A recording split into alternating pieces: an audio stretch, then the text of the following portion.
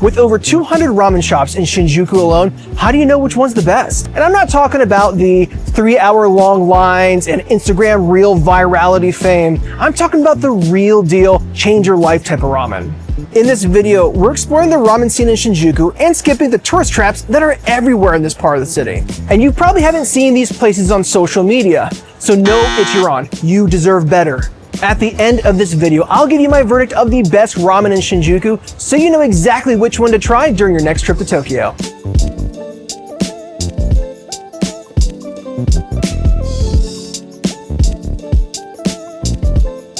Yes, we are in Kabukicho, but no, we aren't gonna eat ramen here. We're actually gonna go around this area just a little bit to find the best ramen that I know you're gonna love.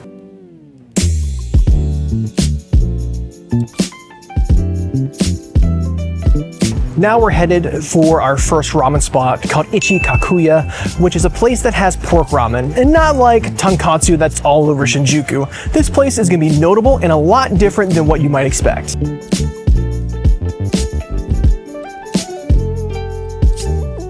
So we just got our first bowl of ramen in Shinjuku, and I am already excited. Not only just how the place is set up, this small little ramen shop. The menu is on the vending machine where you put your money in, you get a little ticket, you give that to the ramen chef. He's gonna put together your bowl of ramen. And this is like a pork ramen that is a little bit unconventional. It's not like a normal tonkotsu. So there is some like cooked bok choy in there, slices of pork topped with green onions with chili oil. And I got the shoyu soy sauce. My wife got the shio salt ramen. Let's take our first sips of this broth first.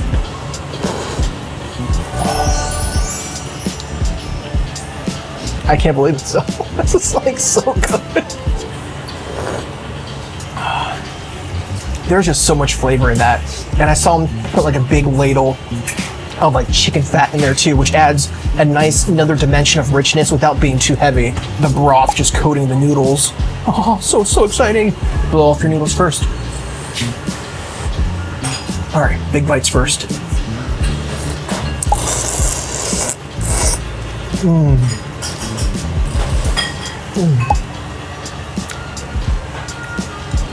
I can't tell you how great this is. Words cannot truly express it right now. I'm just gonna take a bite of these green onions with the chili oil.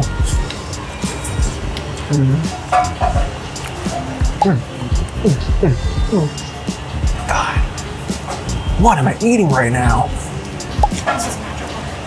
It is magical. This is a magical bowl of ramen. Lots of pork, lots of richness. The green onions add a great, perfect contrast. Where's this been all my life? All right, we're gonna try some of this pork now. This pork here.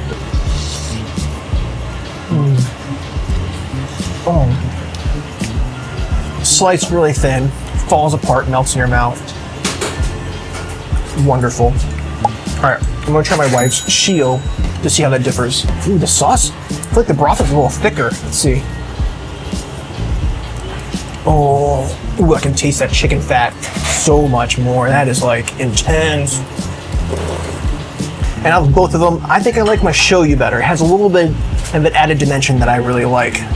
I sound so sophisticated. This is like way better than any tonkotsu, I'm telling you. Like this is what you want to get. This is a next level. It's like you're graduating from ramen college and this is what you want to get, you know? You tried some of the basics and then you try something like this and you're like, I just can't believe this. I'm missing it my whole life. These like sauteed bok choy greens of some kind. What? Slightly bitter, but a great compliment. Everything just adds another dimension. That's what you want. I feel like this is a bowl of ramen I could easily eat every single day and never get tired of because it's rich but not too heavy. It just screams balance in all the right ways. And I know this looked good, but our next spot is going to be completely different. It's going to be a certain type of dipping ramen that I don't think you've ever seen before because I have never seen this before.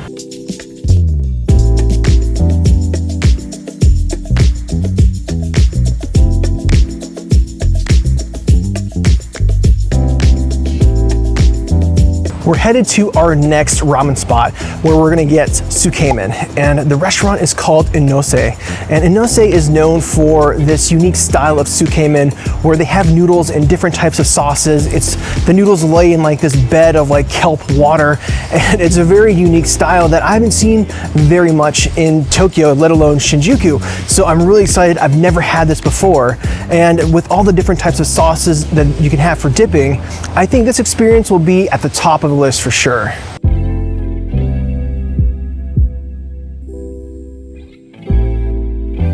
We've gotten our seats, and this is a much nicer like ramen shop than a lot of places we're going to and places that we've gone in other videos. There are set of tables along the side, and you also have the normal bar seating counter, so there's like 20 some people can sit here no problem, compared to a lot of ramen restaurants where it's like maybe like 6 to 10. So here we have a little more space to breathe, which is nice. Very excited now. Got all of our noodles, all the dipping sauces, and we are going to start digging in. First, I'm going to try the noodles by themselves. It's sitting in like this normal type of like kelp water, just to kind of like add and infuse some flavors to the noodles. Let's see it.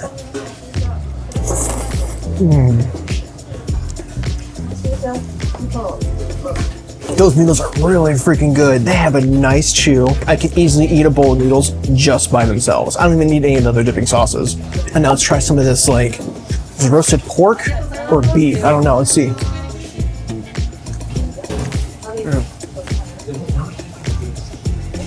It tastes like roast beef to me. So, feeling sliced roast beef. And now let's try some of this big one here. This one has like all the kelp, konbu, hot tsukemen in there. So we've got a lot of green onions floating around in there.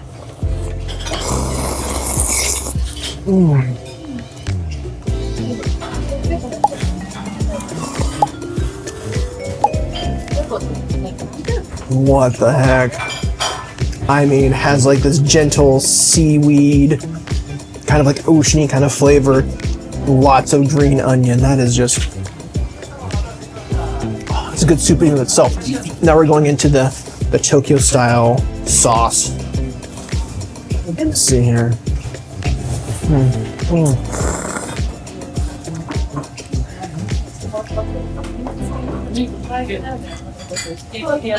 That's like slightly sour, salty. That soy comes through. Has a nice taste of pork in there. What is this world, babe? What do you think? My wife is loving this so much. I've only tried 2, but so far so good? so far so good. All right, now we're gonna do the soy milk tantan sauce. Do a little quick dip, mix around. Look at that nicely coated noodles.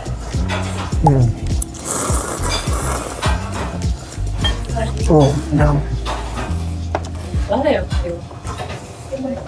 So the first two were hot. The soy milk tantan is chilled. Wow, what a good way to cool things down. Now into the daikon with some mushrooms. The daikon's kind of like got this really kind of slimy kind of consistency, looks like.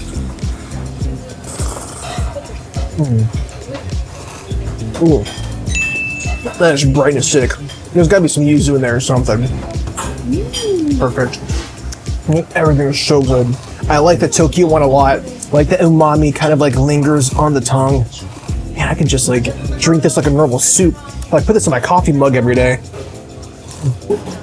Oh, man. Really sharp flavor on the tongue too, which is perfect for dipping noodles. The soy milk tantan men is smooth, mellow. It brings some structure to the noodles without adding a lot of heaviness. And it's a nice, extremely great contrast to the other two. And then the daikon is a bit refreshing, just completely different. Like they all have their own unique identities, and I'm loving every single second of this. Now's your time to practice your slurp. Okay. And don't be scared of the slurp. The slurp helps you kind of like inhale the noodles to get them all in there, and all the juice is kind of like flying around your mouth and your tongue all at the same time. And you can taste it so much better. And it's pretty fun, I think. And then all around me, I just hear the slurp, slurp, slurps. And the tauntaun then has like a little bit of pork at the bottom. The tauntaun sauce. You see all that? There's like pork and stuff at the bottom. Nice little surprise for us. When you go to like a tsukemen place with the really intense, thick broths, sometimes it just becomes too much. And here, with all the different bites, trust me, this is something that you can't get tired of. Kombu soup by itself, with the noodles, if you don't want to do all of this, this is good enough. And this right here, I think is 1,200 yen for just the tsukemen with the kombu, not with all the 3 sauces. If these noodles look good and you would definitely try these when you're in Shinjuku, please hit that like and subscribe button for me.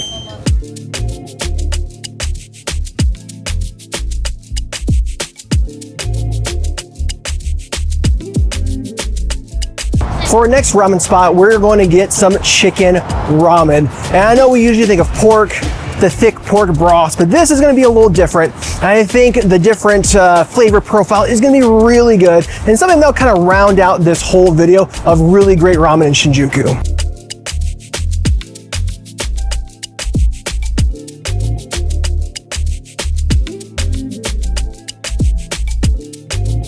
So we're in our final spot for ramen in Shinjuku, and we're finishing off with some chicken ramen, Shio style. We got 2 different kinds. We got the recommended one, which looks like it has a thicker broth, and then their normal #1 seller Shio ramen. So we're gonna try both here. It looks like there's a lot of meat on top, different types of cuts of like maybe some chicken here, different thin slices. We got some wontons, and we got an egg in here too. So a lot going on in this soup. Let's try the broth first. Really thick broth, man. It's like almost like it's like syrup. Let's try this. Ooh, ooh, that is delicious. Oh. And the thing is, it's not like overly chickeny though. There's a really good balance there. What do you think of yours, babe? You like yours? Oh, wait. She's liking hers. Let's see. I'm gonna try some of her soup, her broth, real quick. So she got the normal. She got the normal Shio. Let's see. Ooh. Oh yeah. Very good. Very different. Mine tastes a lot more chickeny with this really thick broth. We're trying a first big slurp of noodles here.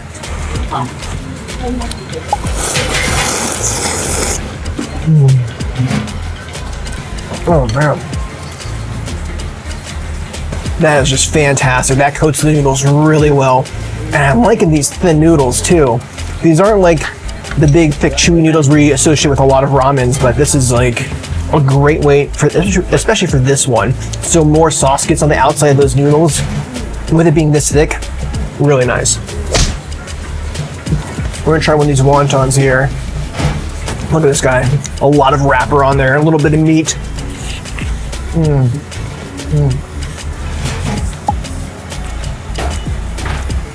I don't know what's in there, but it's good. And now we're gonna try some meat. Some of the thin slices of chicken that they have. Let's see here. This guy. That's a little smoky. Oh, that's pork. It's like each one is just a little bit different from the other ones. Oh yeah, that is like a really nice runny yolk on this egg. Ooh. Eggs in Japan are just so much better than in the United States, hands down. There's no competition. What's nice too, out of all of the places we've been to for ramen, we've been like the only tourists in there. That's what I like to see. But it's kind of nice when you're like the only tourist. It means you kind of find like these ramen spots like hidden throughout a very popular area.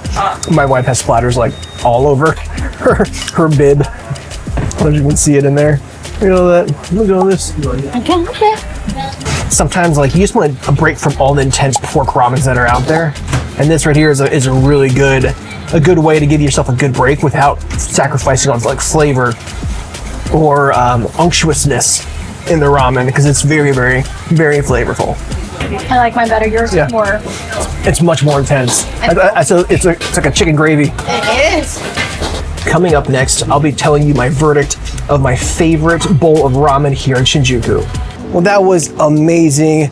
All the ramens had their own unique approach, different flavors, and I loved every single one of them, but there can only be one winner of the best ramen in Shinjuku. For me, it's gotta be Ichikura-ya. The pork broth was so unbelievable, had a great depth and richness, and the shaved leeks with chili oil was superb. I haven't had anything quite like that in Tokyo, and I loved every single bite. Thank you so much for watching, and I hope this helps you the next time you're in Shinjuku, Tokyo.